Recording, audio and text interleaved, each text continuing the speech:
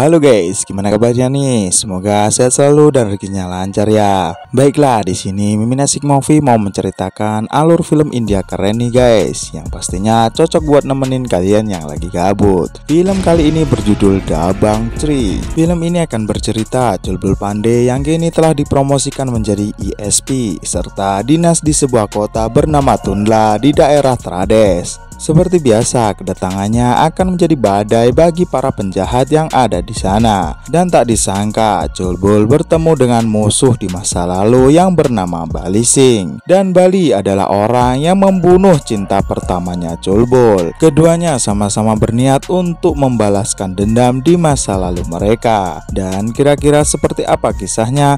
Mari tonton kita.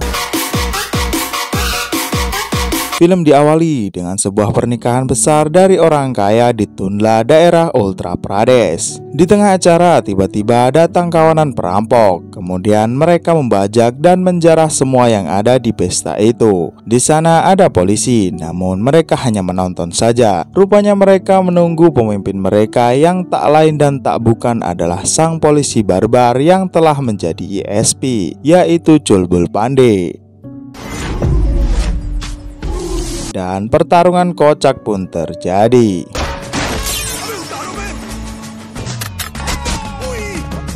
Sampai akhirnya si bos perampok berhasil ditangkap dan dibawa oleh Chulbul dan kawan-kawan. Hal itu membuat para warga bersorak-sorai menyebut nama Chulbul Pandey. Chulbul lalu pulang. Chulbul dan keluarganya sekarang tinggal di rumah yang lebih besar bersama dengan para asisten mereka, yang merupakan mantan asisten Chandy di film pertamanya. Dan sekarang anak Chulbul yang diberi nama Bitu juga tumbuh menjadi anak SD. Sejauh ini kehidupan keluarga Chulbul sangat membahagiakan. Kemudian adegan berpindah, ada seorang wanita yang tengah kabur dari suatu tempat. Dan dengan terengah-engah, wanita itu mendatangi kantor polisi, yang kebetulan saat itu Makan Chan sedang bekerja. Ya, di sini Makan Chan sudah menjadi polisi. Wanita itu lalu bercerita, ia mengatakan kalau mereka diculik dan diperjualbelikan oleh seseorang. Ia kemudian meminta tolong untuk menyelamatkannya. Mendengar itu, Makan pun langsung OTW ke tempat yang dimaksud guna untuk menyelamatkan wanita-wanita yang diculik lainnya. Setelah sampai, namun sayang, pistolnya malah ketinggalan. Padahal di depannya banyak penjaga yang akan menghadangnya. Untung saja sang kakak datang tepat waktu dan para penculik itu langsung dihabisi oleh Chulbul. Sementara Makan cukup dibuat kewalahan hanya dengan 2 orang saja. Kemudian keluarlah bos dari penculik itu yang bernama Cinti. Dan dengan sombongnya dia memerintahkan agar anak buah serta para perempuan tidak dibawa. Namun Chulbul malah menamparnya. Cinti sempat tidak menyangka masa iya laki-laki menampar seorang perempuan. Chulbul lalu menegaskan bahwa perempuan yang menjual perempuan lain demi keuntungannya sendiri tak pantas dianggap menjadi perempuan. Kemudian Cinti pun akhirnya ditangkap dan dibawa ke penjara. Dan tak lama kemudian sekelompok orang berjas datang mau membebaskan Cinti. Namun tentu saja Chulbul menolak. Kemudian salah satu dari mereka melakukan video call dengan bosnya, yang pada akhirnya mengarah pada satu orang yang membuat Chulbul agak terkejut. Terlihat antara Chulbul dan pria itu seperti punya masalah di masa lalu mereka. Lalu adegan flashback di masa lalu, di mana Chulbul di masa itu dirinya belum menjadi polisi dan konflik keluarganya pun belum terjadi. Di situ ia akan dijodohkan dengan wanita bernama Kusi, dan nampaknya Chulbul juga menyukai perjodohan itu. Kemudian keluarga Chulbul pergi ke rumah Kusi. Namun keluarga Kusi menolaknya dengan halus. Hal itu karena keluarga Kusi merasa tidak mampu memberikan mas kawin. Chulbul lalu berkata dengan lantang bahwa keluarganya lah yang akan memberikan mas kawinnya. Mendengar itu, keluarga Kusi pun langsung setuju akan perjodohan itu. Namun sebenarnya ibu dan ayah Chulbul bingung kenapa Chulbul bilang begitu, padahal saat itu Chulbul belum bekerja. Lalu Chulbul dipertemukan dengan Kusi. Meski awalnya canggung, namun sepertinya cinta Chulbul tak bertepuk sebelah tangan. Terlihat keduanya jadi makin dekat dan terkadang menghabiskan waktu bersama. Namun sayangnya Chulbul punya saingan, yaitu Bali Singh. Suatu ketika saat Bali Singh habis menabrak orang dengan sengaja, ia melihat ada Kusi. Ia lalu berniat untuk menghampirinya. Namun ia ia malah ketabrak mobil lain dan ia lalu dibawa ke rumah sakit oleh Kusi. Dan sejak saat itulah Bali pun jatuh cinta pada Kusi. Di sisi lain terlihat Culbul dan Makan rupanya merencanakan sesuatu agar bisa mendapatkan uang banyak untuk acara pernikahannya. Keduanya mendatangi markas para perampok dan merampas harta hasil curian para perampok itu. Dan dari uang itulah Culbul bisa mempersiapkan pernikahannya. Kemudian Culbul mencoba menelpon Kusi. Namun di sini yang mengangkatnya bukan Kusi tapi Raju. Kemudian Kusi yang berbicara. Culbul lalu bilang ke Kusi bahwa Kusi bisa melanjutkan cita-citanya jadi dokter dengan biaya dari dirinya. Keduanya pun semakin mesra, di mana Kusi sangat bersyukur akan menikah dengan Culbul. Namun sayangnya Bali akhirnya mengetahui hubungan Kusi dan Culbul. Bali yang marah kemudian meluapkannya dengan menculik Kusi dan keluarganya. Lalu Culbul datang dan menghajar semua anak buah Bali. Namun sayangnya ayah Kusi sudah dibunuh. Lalu disusul dengan bibi Kusi yang ternyata adalah ibunya Raju. Sampai akhirnya yang tersisa hanya Kursi. Di situ Bali mau membunuhnya. Namun Culbul memohon agar Kursi tidak dibunuh.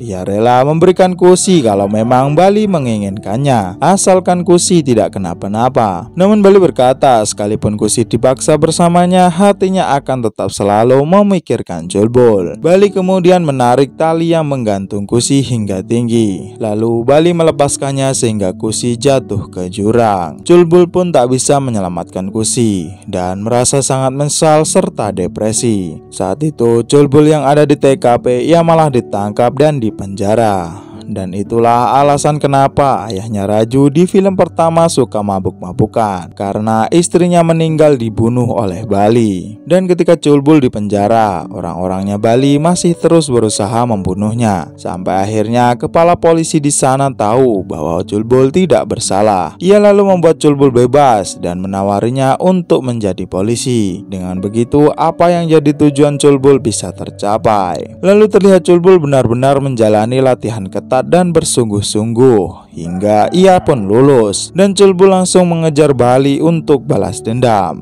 Dan pertemuan keduanya itu Bali akhirnya kalah dan mobilnya masuk ke jurang. Culbul mengira Bali sudah tiada, namun ternyata takdir berkata lain. Mereka kembali bertemu. Raju yang tahu kalau ini sangat serius, ia meminta Culbul untuk berjanji tidak main kekerasan lagi. Ia khawatir jika dulu Kusi yang menjadi korban, sekarang bisa saja dirinya maupun anaknya. Mendengar permintaan itu, mau tak mau Culbul pun akhirnya berjanji untuk tidak main kekerasan lagi. Dan hari-hari mereka cukup damai dalam beberapa hari ke depan, karena Culbul tidak perlu banyak berurusan dengan kejahatan. Di sisi lain, sebuah partai besar yang diketuai Menteri Sarma menjalin kerjasama dengan Bali. Dan di saat itu Makan datang menemui Sarma. Ia membebaskan Cinti selaku bawaannya Sarma. Di situ Sarma berkata kalau ingin mendapatkan promosi maka Makan harus menemui Bali. Makan lalu menemui Bali. Di situ Bali menghasut Makan agar memihak dengannya. Bali juga mengatakan jika ia memihak dengannya, ia akan mendapatkan pangkat lebih tinggi dari sang kakak dan tak akan disuruh-suruh lagi oleh Culbul. Mendengar itu Makan tampak setuju. Di sisi lain terlihat Culbul sedang melihat berita.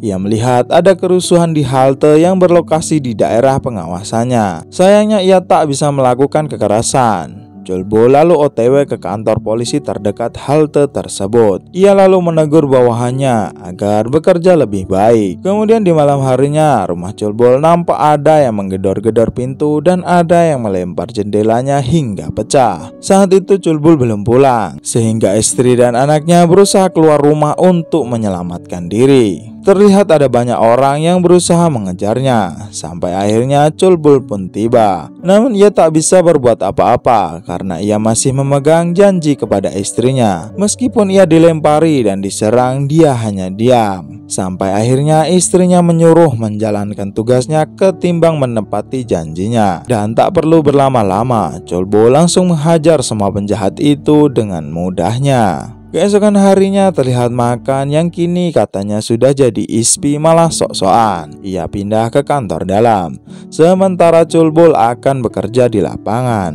Dan bahkan Culbul sempat ditampar oleh Makan karena tidak kunjung keluar dari kantor. Di situ Culbul tidak membalas, namun matanya berkaca-kaca dan meninggalkan kantor. Dan ketika Makan sampai di rumah, dirinya yang gantian ditampar oleh sang ayah dan diusir dari rumah. Rupanya Bali sudah ada di depan. Ia lalu berkata, buat apa kalau dia punya saudara lain yang selalu ada untuknya. Dan tak lama kemudian, Culbul mendapat kabar kalau istrinya masuk rumah sakit akibat ledakan bom yang terjadi di pasar. Untungnya Raju tidak kenapa-napa. Namun di sana muncullah Bali yang mengancam bahwa lain kali keluarga Culbul akan mati satu persatu. Dia juga berkata bahwa kali ini kejahatan yang akan menang karena mereka bisa bertindak serendah-rendahnya untuk kemenangan. Bali makin keras kepala. Ia dengan sengaja merebut paksa kursi kandidat di partainya. Ia bekerja sama dengan Sarma untuk bisa maju di pemilu selanjutnya. Bali juga berencana untuk merampok mobil pemilu yang esok hari akan mengirim uang pemilu ke kota. Bahkan ia bekerja sama dengan para polisi untuk hal itu. Di sisi lain Raju sudah pulang. Ia kemudian meminta maaf pada suaminya. Raju berjanji tidak akan membuat Culbul menjanjikan sesuatu yang sebenarnya justru membuat masalah. Ia lalu meminta suaminya berjanji untuk menghabisi Bali karena dia sudah keterlaluan, apalagi sudah mengincar keluarga mereka. Oleh karena itu, demi kebaikan Bali harus dimatikan. Dengan itu Culbul pun langsung beraksi. Dia duluan yang membajak mobil pembawa uang pemilu dan membawanya kabur. Culbul bahkan melewati portal pengecekan dengan barbar, sehingga menyebabkan polisi-polisi yang lainnya menghadang. Rupanya itu memang tujuan Culbul. Setelah semuanya berkumpul, dia menawari polisi itu untuk mendapatkan uang di dalam mobil, asalkan mereka mau meninggalkan Bali. Dan dengan jumlah yang jauh lebih banyak dibandingkan bayarannya dari Bali, para polisi itu mau berpihak kepada Culbul. Kemudian keesokan paginya beredar berita di koran kalau mobil pemilu telah dirampok. Bali berusaha menghubungi para polisi yang bekerja sama dengannya, namun tak ada satupun yang mengangkat telepon dari Bali. Bali yang sadar kalau ada yang tidak beres, ia lalu menculik para polisi tersebut. Mereka disiksa habis-habisan dan disuruh mengaku apa yang telah terjadi.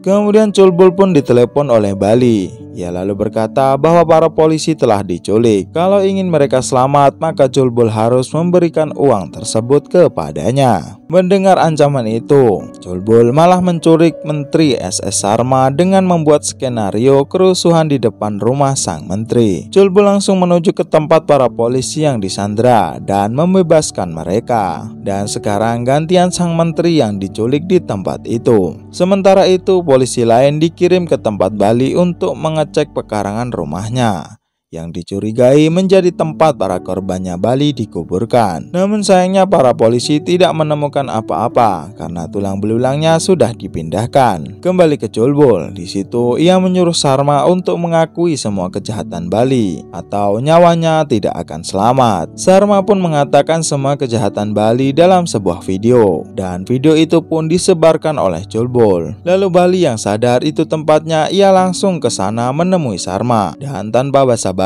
Bali langsung membunuh Sarma saat itu juga. Makan yang juga ada di sana lalu ia menemukan CCTV dan mencoba mencari CCTV lainnya yang ada di tempat itu. Dan video pembunuhan Sarma sudah sampai di kepolisian. Surat penangkapan Bali pun akhirnya keluar, dan dengan itulah Culbul bisa memburunya. Namun di sisi lain, istrinya di rumah rupanya diculik oleh komplotannya Bali. Culbul yang mendapat kabar itu langsung ke pertambangan tempatnya Bali. Di sana rupanya sudah ada adik dan istrinya yang sudah digantung. Ternyata selama ini Makan hanya berpura-pura. Makan memang ditugaskan menjadi mata-mata untuk terus mengawasi Bali. Namun sayang dirinya malah ketahuan. Bali berkata kalau tidak akan bisa menyelamatkan keluarganya.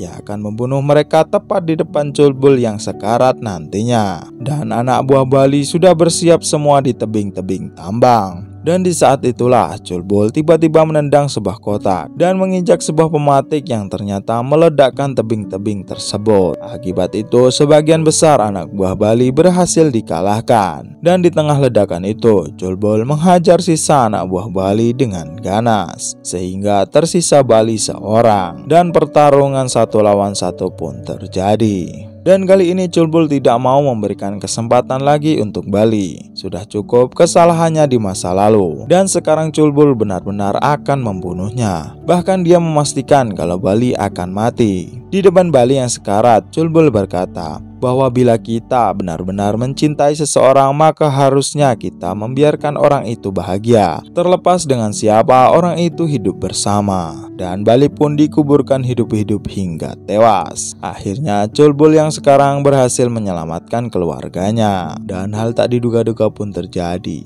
yaitu film pun berakhir. Dan itulah tadi alur film dari Dabang Tri. Gimana nih menurut teman-teman semua?